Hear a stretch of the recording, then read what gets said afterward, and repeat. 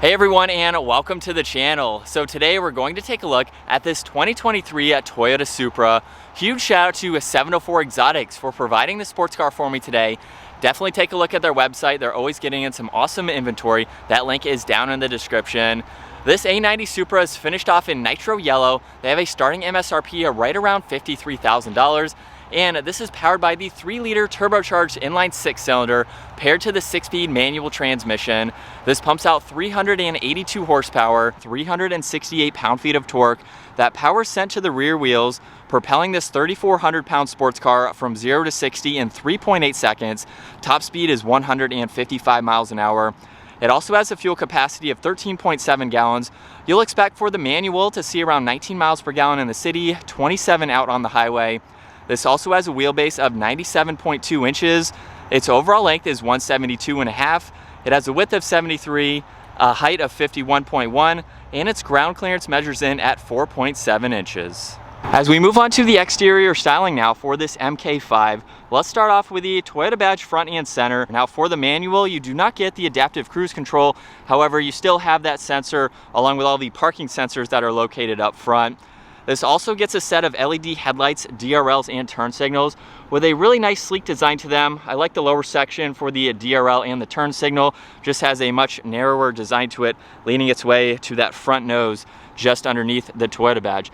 Now there are some fake vents up front, but in the lower section, all of those are cut out to provide a lot more cooling to the engine components up front.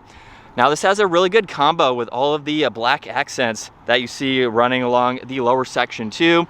And then for the hood, very nice lines on both sides. Again, there are some fake vents. I'm sure you could turn these into some functional vents. My brother owns a 23 manual Toyota Supra, so check out the rest of the content for all the mods that he has done to his car. But overall, I think it's a very nice modern look versus the MK4, of course, which was the previous generation. Now, as we work our way to the side, for the 23-year model, they have a new set of wheels compared to the previous models. These are 19s, finished in a dark gray trim. There's 4-piston brake calipers up front, single pistons in the rear. You will notice more of that black accent in the lower side skirt that matches up front. We have the power folding side mirrors with the integrated turn signal. They are finished off in black too. And then there's very nicely sculpted lines running down the side. There's one just underneath the door handle for this trim piece here, and then some nice contoured lines in that lower section just underneath that. And then the roof has the double bubble design. So there's an indentation in the center, and then you have plenty of headroom on both sides. You can even wear a helmet if you're taking this out on the track. Gives you a little bit more headroom, of course. And then the rear fender arches are very massive. From that trim piece I mentioned earlier, you can see just how large that rear fender is. It's a wide back end for this design. And for the rear Toyota badge, Supra is just underneath that in that iconic Supra font. This has LED taillights, more of that gloss black in the lower diffuser there with the dual exhaust. And then the reverse lights, there's the backup camera and all of these sensors. Now, as we work our way to the trunk space now, one thing that Toyota has still yet to do is put a trunk button underneath. So you do have to find the key fob, push that button in order to gain access to it. If this is your daily driver, that is something that is very beneficial to have. I hope they include that at some point for the sports car. And taking a look at the cargo space now, this model does have the upgraded audio sound system. So you'll see 2 speakers just behind both of these seats. So it does take up a little bit of storage. But honestly, for the size of this vehicle, it is fairly open. You do have a pretty low trunk, of course, but you can fit in some items. It makes it for a practical daily driver. You can put some items through if you really had to. There's 2 grab handles up top, very lightweight, of course, so it's easy to close. And then as we work our way to the interior, you can lock and unlock it with the door handle, of course. And then the door panel has a great design to it with all the black leather. We have the JBL audio, brushed aluminum for that release handle, lock and unlock with the side mirror adjustments. There is a trunk release button located down below too, so you have 2 different ways to do it. A little bit of storage in that door panel. And then Toyota Supra is spelled out on the door sill down below.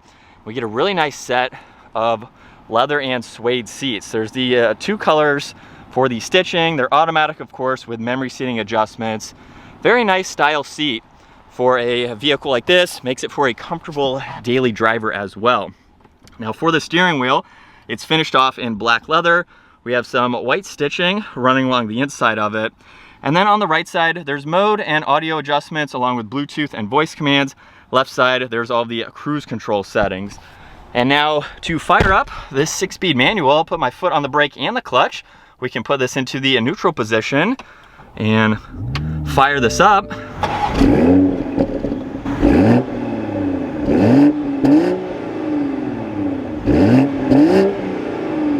And on the gauge cluster, on the far left is the fuel level, far right is the engine temperature. Right in the center, you will notice we are currently in neutral and the tach surrounds that. On the left side, there's the miles per hour and the speed limit sign. And then on the right side, you can see the outside temperature along with date and time. And then the rest of that screen is blank at the moment. Now at the very bottom, there are some vitals that you can go through using that top button over on the turn signal stalk. So if I push on that, we can pull up some averages and just look at some of this various information, even make it go blank if you would like to do that. And then you can push on mode on this right side, and that will allow you to go through the different audio stations in that area right in the middle. So not a whole lot of information within the tach. Interesting because most of this is all BMW and they do have a little bit more configurable of a gauge cluster. So it would be nice to see a little bit more information. Now over on the left side, there's all the headlight adjustments, dimmer switches for the gauges. There's also one air vent. And then as we work our way to the infotainment system, this is a touchscreen system, or you can use the controls that are located down below. So very identical to a BMW, where you have shortcuts to go through along with the rotary dial, and you have a good bit of info that you can scroll through. If we go into the navigation, we can go into the map, so that way we can pull it up in full screen so you can get that view. We can go back to menu and scroll through the rest of this information. So again, not a whole lot of info, but it is very easy to use. You have Apple CarPlay, Android Auto, so you do get those creature comforts in order to hook up your phone. Now there's an air vent underneath that, goes all the way to the passenger side where there's the additional air vent. Power and volume's in the middle with all of the presets and tuning. And then underneath that, there are physical buttons for the climate adjustments. So there's the fan speed, where you'd like the air to go, temperature dials. This is a dual zone system. There's even heated seat controls and then a few defrosters and the rest of those controls. At the very bottom, there's the wireless charging pad. Now you can remove this, as my brother did in his, to give you a lot more space to get your phone in and out of that area. But if you want to keep it on, you have that slot right in the middle in order to grab your phone. There's a few more auxiliaries as well. And then carbon fiber surrounds everything located in the middle. Really nice touch. On the left side of the shifter, there's the engine start stop, which is interesting to see in a manual transmission. There's sport mode along with parking sensors, traction control, and the safety system.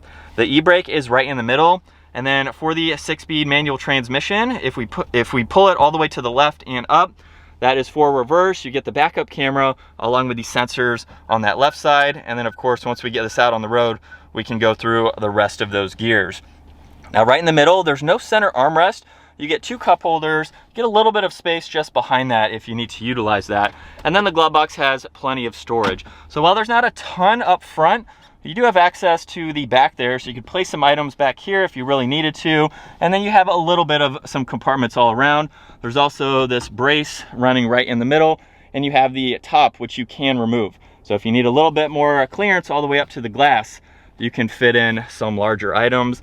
And then as far as visibility goes, small window on this left side, so it gives you some access to see that way. Even though there's a big pillar there, you have your side mirror, of course, and you can look out the glass there. So it really doesn't hinder your visibility for the sports car.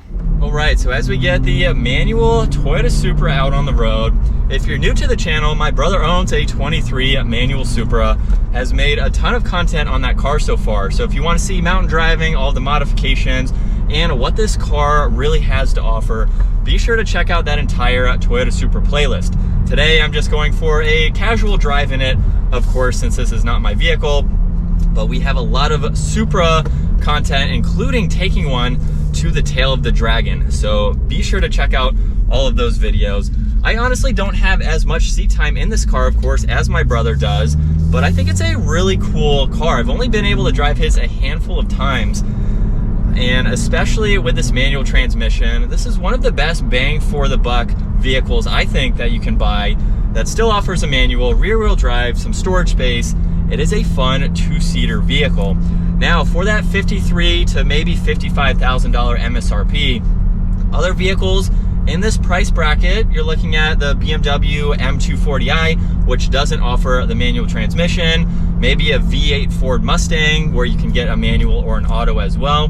There's a few options in that $50,000 to $60,000 price range, of course, depending on what you're looking to get. But in this BMW Supra, I think it is a fantastic car. You have Toyota reliability, you have BMW performance. What more could you ask for this type of vehicle? So you have to drive one to really experience what this is like. It's a low sports car, low center of gravity, I should say. So it handles well. It has a lot more power than what you read online. These are dynoing well over what they are advertised with. Again, we have a video on that if you want to check it out. And I think it's a really, really cool option to go with. You're not really spending a ton of money, especially when you compare it to other sports cars and even ones that are more expensive. For the price, you're getting a pretty quick and very fun to drive track-focused vehicle from Toyota. Now, if you're familiar with the Supra, the MK4 was introduced in the 90s. It hasn't been made in well over 20 years. Toyota decided to reintroduce the Supra in 2020 with this MK5. So we're into this a few years now, and I think they did a good job. A lot of people do wish they used that 2JZ from the original MK4 or from the MK4, but with modern regulations, things like that, the B58 is an incredibly healthy and reliable engine, but you can also pump out some very high power figures from this engine. So basically it's the modern day version of that 2JZ in a modern MK5, which is pretty cool. As far as driving this though, I know my brother loves it. Obviously it's his daily driver. Very comfortable to drive, super smooth too. The shifts and the shifter and the clutch are very easy to use. So it's a lightweight clutch. Shifter has a notchy feel to it, but in that good way where you want to have that driver feedback. We have the small bulb on top there, which you can get a good hand on. And it's nice. I've had it in sport mode right now. You can't shut that off. We have the engine start stop. So it gives you those modern day driving characteristics, but you get it in a sports car too. So it's kind of the best of everything, really. And from second gear, here we go.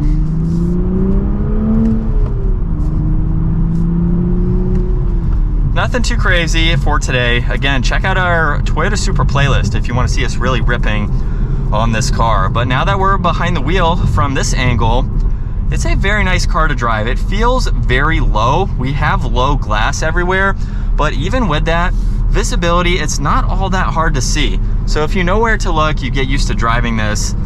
It's really something that shouldn't deter you from buying this car. All of its pros outweigh the visibility that it has. I've been in vehicles that are worse than this, so it's really honestly not all that bad. So for about 55 grand for the Toyota Supra, this is a really, really nice vehicle. Like I mentioned earlier, if you didn't see the part where I said we have the Toyota reliability, we have BMW performance, you have 2-in-1 to give you a very cool car. So if you're letting the BMW part of it hinder you from driving it, you are definitely missing out. It's super quiet. It's a good vehicle for daily driving. A lot of people daily this. A lot of people are actually buying the manual transmission, which is really cool to see. My brother made a full video on that.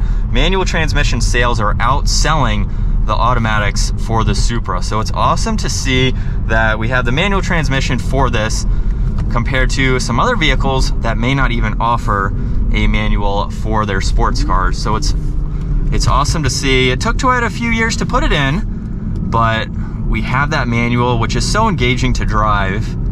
And while I'm not doing anything too crazy, we have a few slight turns here.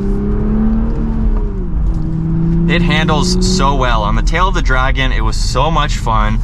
One of the fastest cars that we drove through, just for its handling and how it is as a track vehicle, as a mountain roads vehicle, and even as a daily.